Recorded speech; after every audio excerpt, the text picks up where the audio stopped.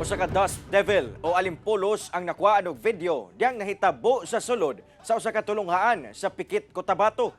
Ani ang report ni Tony Humamil. Kuha kini diyang nahitabo ang usa ka alimpulos sa sulod sa Pikit National High School sa Pikit, Cotabato adlong Huwebes. Sa video, makita ang moong alimpulos nga nagtuyok sa school ground sa moong tulunghaan. Gani makita ang kataas niini nga daw miabot sa kalangitan. Milungtad kini og kapin minuto, una nawala. Saysay sa uploader nga estudyante sa moong tulunghaan. Sukad-sukad karon lang daw siya nakakita og susamang hitabo. Sumala sa Pag-asa Jansan walay angay ikabalaka. Ug aduna sila eksplanasyon kalabot ni ana.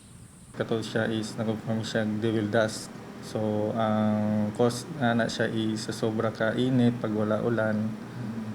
Mag-cause siya sabay sa hangin mag-perform siya ng devil dust. Ana matod pa sa 60 kilometers per hour ang gikusgon ini. Dili sab daw magdugay ang dust devil ug mawala ra kini human sa pipila ka segundo. So, pero ang maximum niya na is more than 60 meter per siguro na sa mga 60 kilometer per hour.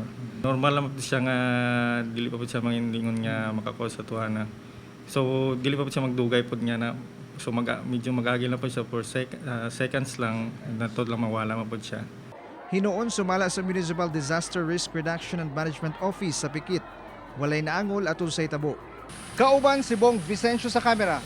Ako si Tony Humamil para sa One Mindanao.